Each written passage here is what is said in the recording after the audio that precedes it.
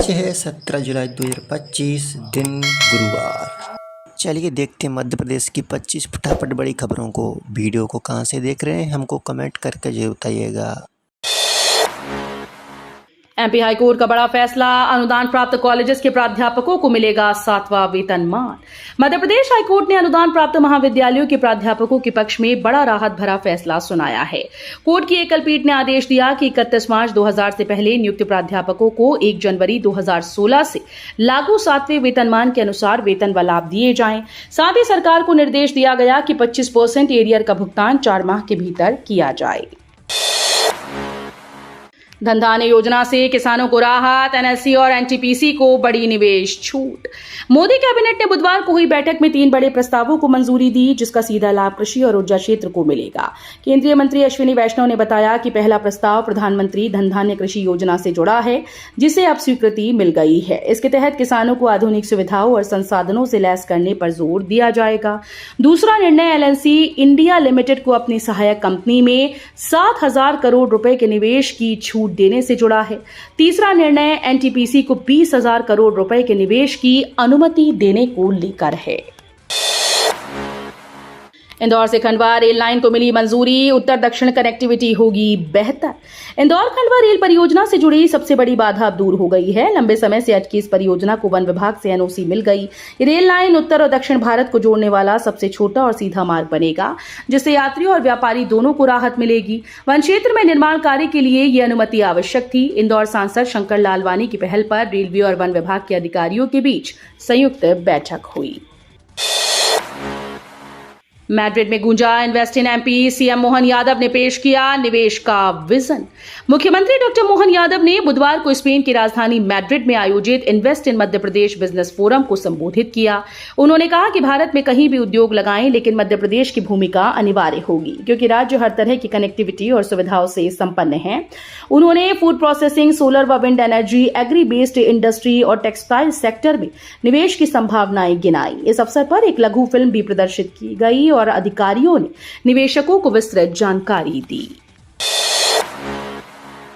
हरदा में करनी सेना समर्थकों पर लाठीचार्ज, सीएम ने कहा दोषियों पर होगी कार्रवाई। मध्य प्रदेश के हरदा में करनी सेना परिवार के प्रदर्शनकारियों पर पुलिस के द्वारा किए गए लाठीचार्ज मामले में मुख्यमंत्री ने संज्ञान लिया। बताया जा रहा है कि पुलिस ने राजपूत छात्रावास में घुसकर बल प्रयोग किया था, जिससे मामला गर्मा गया। सीएम ने ट्वीट कर कहा, मैंने हरदा छात्रावास प्रकरण का संज्ञान लिया है और जिला प्रशासन से विस्तृत जांच रिपोर्ट मांगी है। एमपी के 355 समेत आरओबी ब्रिज का डिजाइन नहीं होगा रद्द। मध्य प्रदेश के 355 समेत ऐशबाग के आरओबी ब्रिज के डिजाइन रद्द करने के फैसले पर पीडब्ल्यूडी विभाग ने यू टर्न लिया। विभाग की तरफ से कहा गया कि यह आदेश गलती से जारी हो गया था। वहीं अब सभी ब्रिजेस की जांच के लिए हाई लेवल कमेटी का गठन किया गया है। ये कमेटी निर्माण कार्यों के डिजाइन, अलाइनमेंट, ऊंचाई, गति सीमा और सुरक्षा मानकों की तकनीकी जांच करेगी। एमपी बीजेपी में समय पाबंदी सख्त, बैठक में देर से पहुंचने वालों को नहीं मिलेगा विशेषाधिकार। मध्य प्रदेश बीजेपी ने अब समय पालन को लेकर सख्ती दिखानी शुरू कर दी है। पार्टी ने साफ निर्देश दिए कि किसी भी बैठक या कार्यक्रम में सांसद और विधायक सहित कोई भी पदाधिकारी देरी नहीं करेगा। जिलाध्यक्षों और प्रमुख पदाधिकारियों को स्पष्ट कहा गया कि अब किसी का इंतजार नहीं किया जाएगा। बैठकें समय पर शुरू होंगी, चाहे कोई नेता पहुंचे या ना पहुंचे। खाली हाथ लौट रहे किसान, कमलनाथ बोले कांग्रेस ही दिलाएगी इंसाफ। मध्य प्रदेश में डीएपी और यूरिया खाद की किल्लत से किसान परेशान हैं। सरकारी वितरण केंद्रों पर लंबी कतारें देखी जा रही हैं, लेकिन कई किसानों को खाली हाथ लौटना पड़ रहा है। इस मुद्दे पर अब कांग्रेस ने प्रदेश सरकार को घेरा। पूर्व मुख्यमंत्री कमलनाथ ने भाजपा सरकार पर किसान विरोधी नीतियों का आरोप लगाते हुए कहा कि मौजूदा सरकार किसानों की समस्याओं को नजरअंदाज कर रही है। इंदौर के तालाबों में शुरू होगी फ्लोटिंग फिश फार्मिंग। इंदौर जिले में अब पारंपरिक मछली पालन को तकनीकी रूप देकर केस कल्चर पद्धति को बढ़ावा दिया जा रहा है। इससे स्थानीय लोगों को स्वरोजगार के नए अवसर मिलेंगे और मत्स्य उत्पादन में इजाफा होगा। जिला पंचायत ने इस योजना के लिए यशवंत सागर, बिलावली और चोरल तालाब को चुना है, जहां करीब 200 पिंजरे लगाए जाएंगे। आरजीपीवी में रैगिंग और मारपीट रोकने के लिए खास पहल, नए विद्यार्थियों को अलग छात्रावास में रखा जाएगा। राजीव गांधी प्रौद्योगिकी विश्वविद्यालय ने वरिष्ठ और कनिष्ठ विद्यार्थियों के बीच रैगिंग और मारपीट की बढ़ती घटनाओं को देखते हुए इस सत्र से एक नई पहल की। इस बार कनिष्ठ विद्यार्थियों को अलग छात्रावास में रखा जाएगा। इसके अलावा इस बार मेरिट के आधार पर नव प्रवेशित विद्यार्थियों को छात्रावास आवंटित किया जाएगा। अब किसी भी छात्र संगठन की सिफारिश पर छात्रावास आवंटित नहीं होंगे।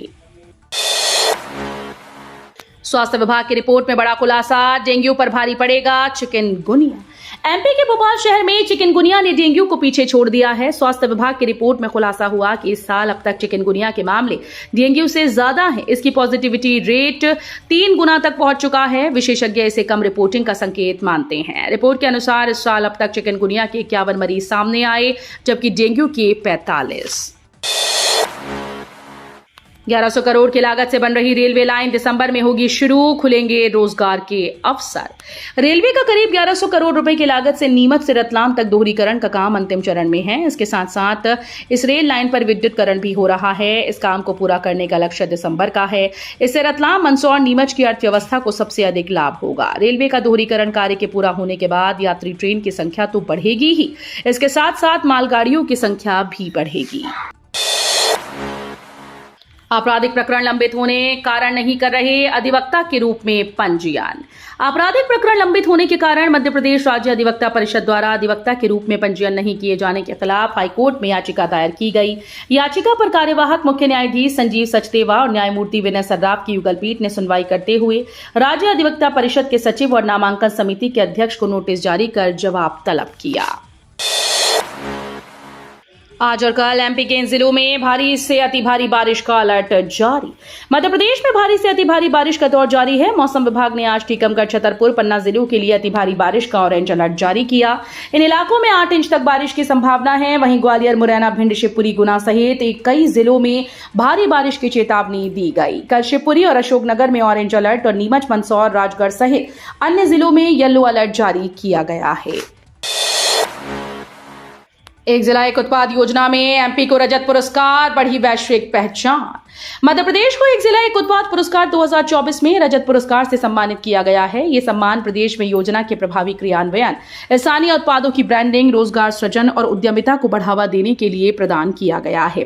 भारत मंडपम, नई दिल्ली में आयोजित समारोह में केंद्रीय वाणिज्य और उद्योग मंत्री पीयूष गोयल ने ये पुरस्कार सौंपा है।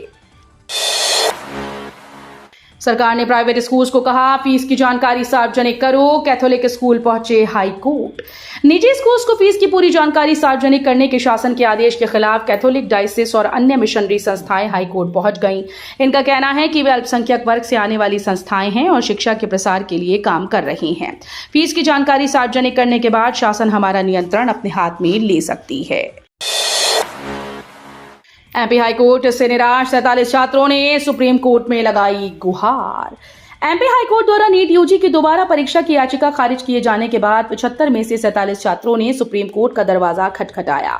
बुधवार सुबह 4 बजे ऑनलाइन याचिका दाखिल की गई, लेकिन सुप्रीम कोर्ट ने सुनवाई अगले सप्ताह तय की। हाईकोर्ट के फैसले के तुरंत बाद एनटीए ने सभी छात्रों को ईमेल के माध्यम से उनका रिजल्ट भेज दिया था। लालिगा के मैदान पर दिखेगा मध्य प्रदेश का दम। सीएम मोहन यादव की स्पेन यात्रा से खुला मौकों का नया रास्ता। मुख्यमंत्री डॉक्टर मोहन यादव ने अपनी स्पेन यात्रा के पहले दिन की शुरुआत मैड्रिड स्थित विश्व प्रसिद्ध लालिगा मुख्यालय के भ्रमण से की और वरिष्ठ अधिकारियों से भेंट कर खेल, युवा सशक्तिकरण और निवेश सहयोग पर केंद्रित संवाद किया। उन्होंने कहा कि लालिगा की खेल विशेषज्ञता और वैश्विक पहुंच का लाभ मध्य प्रदेश के युवाओं तक पहुंचना चाहिए। ये यात्रा सिर्फ एक औपचारिक दौरा नहीं, बल्कि खेल के क्षेत्र में नवाचार, सामाजिक समावेशन और अंतर्राष्ट्रीय साझेदारी की दिशा में प्रदेश के दृढ़ संकल्प का प्रतीक है। रेलवे रिजर्वेशन व्यवस्था में फिर बदलाव। अब सीट उपलब्धता की दुगनी सीमा तक ही जारी होगी वेटिंग टिकट। रेलवे ने आरक्षण व्यवस्था में फिर से बदलाव किया है। नई व्यवस्था में वेटिंग टिकट जारी करने की अधिकतम सीमा फिर से तय की। अब मेल एक्सप्रेस ट्रेन में एसी, एग्जीक्यूटिव और प्रथम श्रेणी में उपलब्ध सीटों से दुगने वेटिंग टिकट ही जारी किए जा सकेंगे। शताब्दी और राजधानी श्रेणी की ट्रेन में इन वर्ग में अधिकतम 60% वेटिंग टिकट जारी हो पाएंगे। नई व्यवस्था के तहत मेल एक्सप्रेस ट्रेन में एसी, सेकंड, थर्ड और चेयर कार में वेटिंग की अधिकतम सीमा उनकी सीट उपलब्धता का 60% होगा। सीएम हेल्पलाइन में लापरवाही पर 2 सचिव सस्पेंड, 13 अधिकारियों को थमाया, कारण बताओ नोटिस।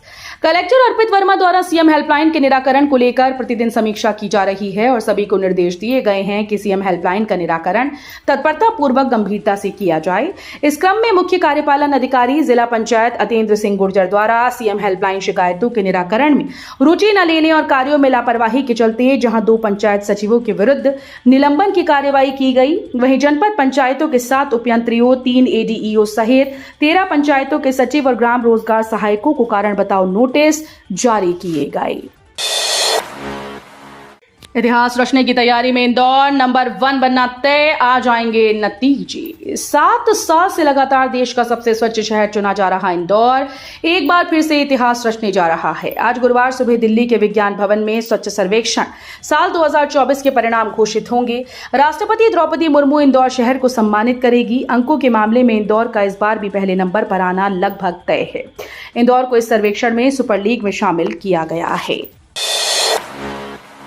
मध्य प्रदेश में पैरामेडिकल कॉलेजेस की मान्यता व प्रवेश प्रक्रिया पर रोक, 150 कॉलेज होंगे प्रभावित। हाईकोर्ट के न्यायमूर्ति अतुल श्रीधरन व न्यायमूर्ति दीपक खोत की विशेष युगल पीठ ने महत्वपूर्ण अंतरिम आदेश के जरिए प्रदेश में पैरामेडिकल कॉलेजेस की मान्यता व प्रवेश प्रक्रिया पर रोक लगा दी। अपनी तल्ख टिप्पणी में कोर्ट ने कहा कि पैरामेडिकल कॉलेजेस की मान्यता की पूरी कार्यवाही हास्यास्पद और बेतुकी है। मामला शिक्षण सत्र 2023-24 और 24-25 की मान्यता और प्रवेश का है। बिना सीमेंट के बना दुनिया का सबसे ताकतवर कंक्रीट, आईआईटी की चौंकाने वाली खोज। आईआईटी इंदौर के वैज्ञानिकों ने पारंपरिक सीमेंट का पर्यावरण पर पड़ने वाले दुष्प्रभाव को देखते हुए एक नई और प्रभावी खोज की। संस्थान के सिविल इंजीनियरिंग विभाग में एसोसिएट प्रोफेसर डॉक्टर अभिषेक राजपूत और उनकी शोध टीम ने ऐसा कंक्रीट विकसित किया जिसमें 1 भी ग्राम सीमेंट का उपयोग नहीं किया गया, फिर भी इसकी मजबूती किसी भी पारंपरिक कंक्रीट से कम नहीं है। दिग्विजय की पोस्ट पर मचा बवाल, जूना अखाड़े के महामंडलेश्वर ने की निंदा। पूर्व सीएम दिग्विजय सिंह के कांवड़ यात्रा और नमाज पढ़ने वाले पोस्ट पर जूना अखाड़े के महामंडलेश्वर अनिरुद्ध महाराज का बड़ा बयान सामने आया। अनिरुद्ध महाराज ने कहा कि कांवड़ यात्रा के नाम से ही समझ में आता है कि ये यात्रा है और यात्रा सड़क से ही होकर गुजरती है, जबकि नमाज पढ़ने या फिर मंदिर में पूजा करना सिर्फ धार्मिक स्थल पर होता है और होना भी चाहिए। वो इस तरह की पोस्ट क्यों करते हैं, ये समझना होगा। माशिम से 12वीं पास करने वाले ही श्रेणी सुधार आवेदन के पात्र, हाईकोर्ट का फैसला। श्रेणी सुधार के मामले में हाईकोर्ट की युगल पीठ ने महत्वपूर्ण फैसला लिया है। कोर्ट ने एकल पीठ के फैसले को निरस्त करते हुए कहा कि जिस छात्र ने 12 की परीक्षा माध्यमिक शिक्षा मंडल से उत्तीर्ण की, सिर्फ वही श्रेणी सुधार के लिए माशिम से दोबारा परीक्षा दे सकता है। अन्य किसी बोर्ड से 12वीं की परीक्षा उत्तीर्ण करने वाला श्रेणी सुधार के लिए माशिम से दोबारा परीक्षा नहीं दे सकता।